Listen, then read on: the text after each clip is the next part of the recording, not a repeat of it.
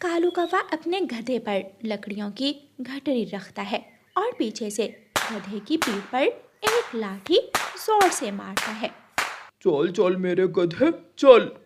मालिक जी, मारने की क्या जरूरत है, कभी तो प्यार से बात कर लिया करें। आप हमेशा मुझे मारते ही रहते हैं। तेरी जुबान बहुत ज्यादा लंबी होती जा रही है। चल चल चुप करके चल, वरना एक और लगाऊंगा। कालू कौवे का गधा चलता है। घर आकर कालू कौवा गधे से लकड़ियां उतारता है और गधे की रस्सी छोड़ देता है।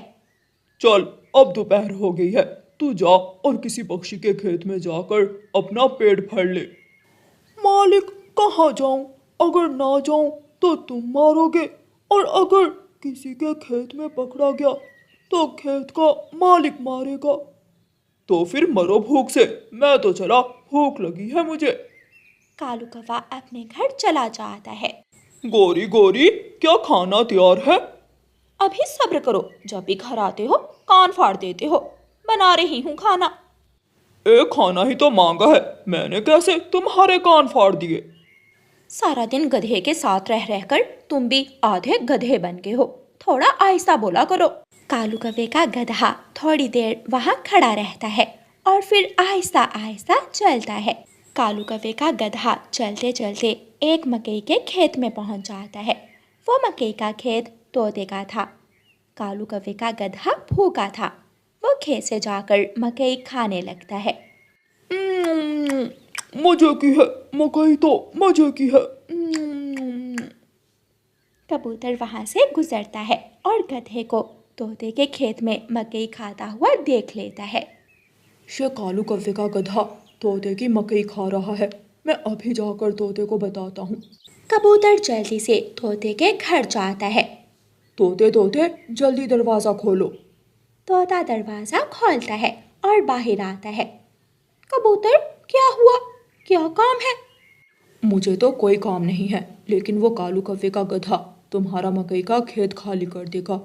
वो तुम्हारे खेत में मकई खा रहा है। मैंने कल भी उस गधे को खेत से निकाला था, वो आज फिर आ गया। मैं अभी देखता हूँ उसे। तोता लाठी उठाता है और अपने खेत की तरफ भागता है। तोता खेत में जाकर पीछे से कालू कौवे के गधे को लाठी से मारने लगता है। क्या क्या क्या हुआ है? क्यों क्यों मारा है मुझे? मैं तो जा रहा हूँ। कालू कौवे का गधा वहां से भाग जाता है। तोता भी कालू कौवे के गधे के पीछे पीछे जाता है और कौवे के दरवाजे पर दस्तक देता है। गौरी दरवाजा खोलती है। तुम्हारा गधा मेरे खेत से मकई खा रहा था। अगर आइंदा तुम्हारा गधा मेरे खेत की तरफ आया तो मैं पकड़कर बांध लूंगा। अरे अरे, मोटी चोंच वाले तोते, थोड़ा आहिस्ता बोलो। शक्ल देखी है अपनी? तुम हमारे गधे को हाथ तो लगा कर देखो, छोड़ेंगे नहीं हम तुम्हें। अगर गधे से इतना ही प्यार है तो काम करवाने के बाद उसे बांधकर चारा भी डाल दिया करो। तोता गुस्से में वहां से चला जाता है। शाम के बाद कालू कौवे का गधा भी पिटता पिटाता पेट भरकर वापिस आ जाता है। कालू कौवा दूसरे दिन अपने गधे पर सब्जी लादता है और उसे शहर वाले जंगल लेकर चलता है। कालू कौवे के गधे को भूख लगी हुई थी। मालिक मालिक, भूख लगी है, एक घाव भी मुझे दे दो। चल चल चलता रह, अगर रुकने की कोशिश की तो लाठी देख रहे हो ना, एक लगाऊंगा। कालू कौवा अपने भूखे गधे को शहर वाले जंगल लेकर जाता है, लेकिन उसे खाने को कुछ भी नहीं देता। शाम को घर आकर हर रोज की तरह कालू कौवा गधे की रस्सी खोल देता है। चल अब अपना पेट भरा। कालू कौवा अपने घर चला जाता है और उसका गधा आहिस्ता आहिस्ता चलता हुआ दूर निकल जाता है। कालू कौवे का गधा एक सब्जी के खेत में चला जाता है। वो खेत रानो चिड़िया का था।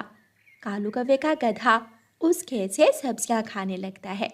वो कद्दू खाता है, लाल लाल टमाटर और भिंडी खाता है। वो गोभी खाता है और अपना पेट भर लेता है। रानो चिड़िया भी वहाँ आ जाती है। बेशरम गधे, सारा दिन काम करते हो कालू कौवे का, और फसलें खराब करने हमारी आ जाते हो। मैं क्या क्या क्या क्या करूं? मेरा मेरा मालिक मुझे भोजन नहीं देता। वो मुझे मारता है। तुम ऐसे जालिम मालिक को छोड़कर किसी रहमदिल इंसान के पास चले जाओ, जहाँ काम करने के बदले तुम्हें भोजन तो मिलेगा। चिड़िया चिड़िया चिड़िया, मुझे इंसानों की बस्ती के रास्ते का नहीं मालूम। यहाँ से सीधे जाओ, सामने बिजली के लंबे लंबे खंबे होंगे, वहाँ है इंसानों की बस्ती। कालू कौवे का गधा चलता है और चलते चलते इंसानों की बस्ती में पहुँच जाता है। बस्ती से थोड़ी दूर किसान अपने खेत में काम कर रहा था। कालू कौवे का गधा किसान के पास जाता है। किसान किसान, मैं काम करूँगा, मैं मेहनत से काम करूँगा। तुम मुझे अपने पास काम पर रख लो। गधे, तुम आए कहाँ से हो? जंगल में मेरा मालिक कालू कौवा मुझ पर बहुत जुल्म करता है। वो मुझे मारता है और काम करवाता है।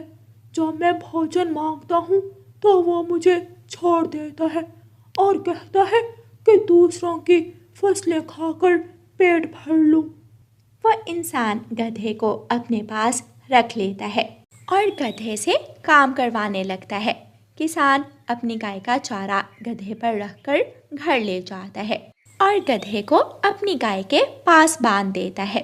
कालू जी, शाम हो गई है, अभी तक गधा लौट कर नहीं आया। जाकर देखो, किसी ने पकड़ तो नहीं लिया हमारे गधे को।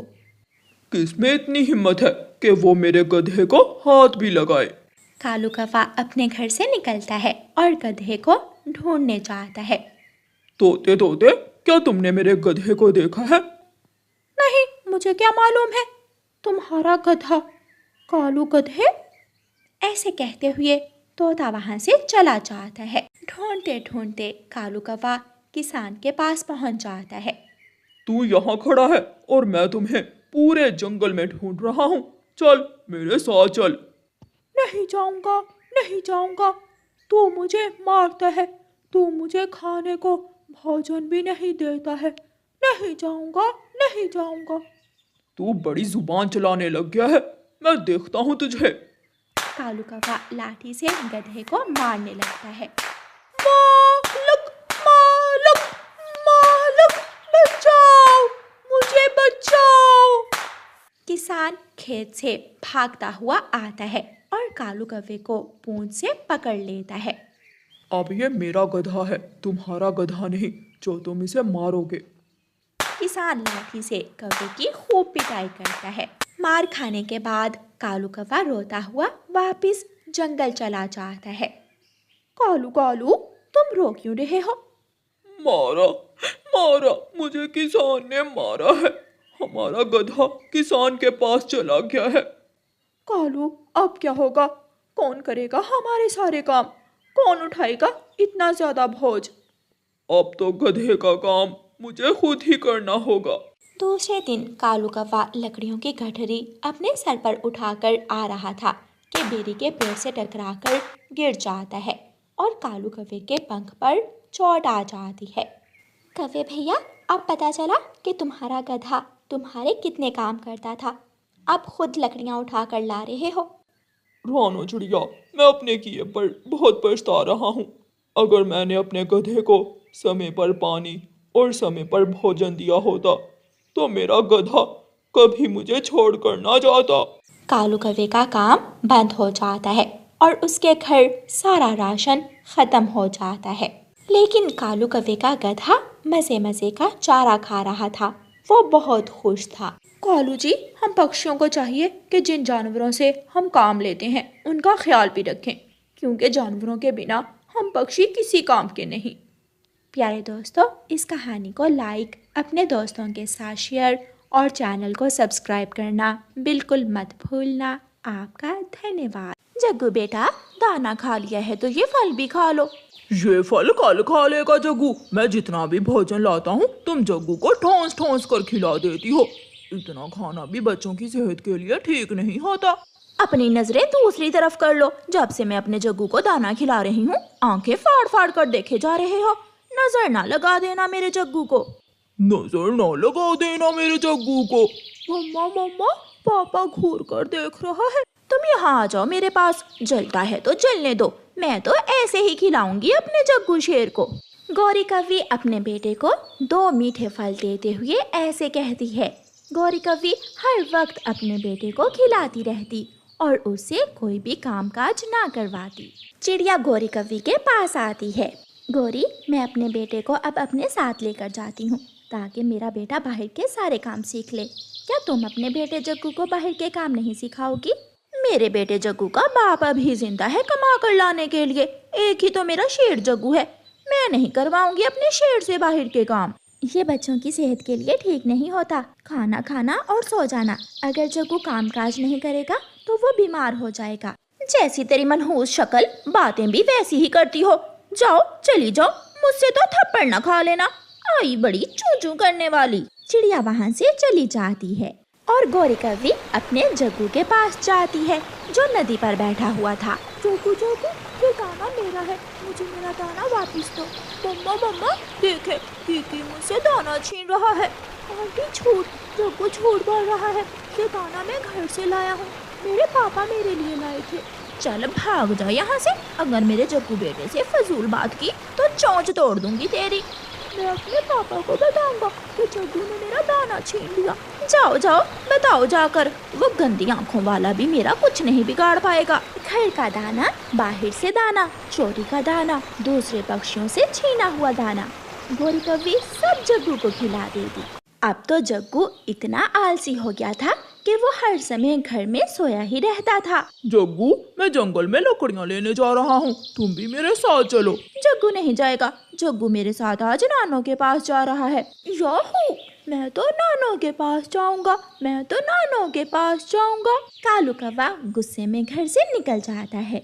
मम्मा, मैं जब थोड़ा सा भी उड़ता हूँ तो थक जाता हूँ, आप मुझे उठा कर ले जाना नानो के पास। मैं ले जाऊंगी, मैं उठा कर ले जाऊंगी अपने शेर जग्गू को। फिर थोड़ी देर बाद गौरी कव्वी अपने बेटे जग्गू को अपने ऊपर बिठाती है और घर से निकलती है। गौरी कव्वी जब थोड़ी दूर जाती है तो थक जाती है और एक जगह रुक जाती है। जग्गू बेटा, मैं थक गई हूँ, अब तुम थोड़ा सा उड़ लेना। मम्मा, मेरे पंख थक जाते हैं, मैं क्या करूँ, मुझे उड़ा नहीं जाता। बेटा, मैं भी तो थक गई हूँ। फिर जग्गू कौवा अपनी माँ के साथ थोड़ा सा उड़ता है, लेकिन 2 पेड़ आगे जाकर जग्गू फिर से बैठ जाता है। नहीं होगा, मुझसे नहीं होगा मम्मा, मैं अब और नहीं उड़ सकता। जग्गू बेटा, आपकी सांस कैसे फूल रही है, अभी तो आप जवान हो। मम्मा, मुझे घर वापस जाना है, मुझे घर ले चलो, मैं नानो के जंगल तक उड़कर नहीं जा सकता।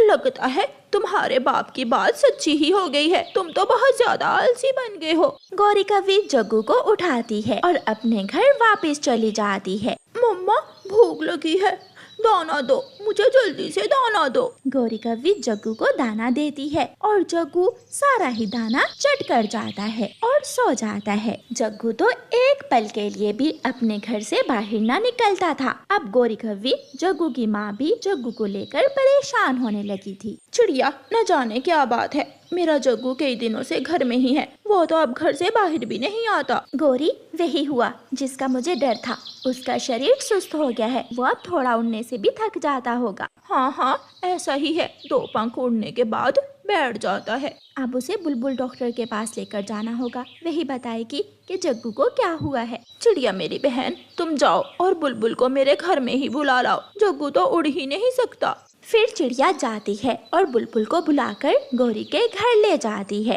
बुलबुल डॉक्टर जग्गू कव्वे को चेक करती है। ज़्यादा खाने से इसका वजन बहुत बढ़ गया है और पंख कमज़ोर हो गए हैं। गौरी, अगर इसे हर रोज़ एक्सरसाइज ना करवाई तो ये पूरी तरह उड़ना भी भूल सकता है। ये सुनकर गौरी कव्वी डर जाती है। बुलबुल बहन, तो अब मुझे क्या करना होगा? इसका दाना कम करना होगा और इसे अपने साथ घर से बाहर लेकर जाया करो, काम में लगाओ इसे, फिर ही जग्गू ठीक होगा। बुलबुल चली जाती है।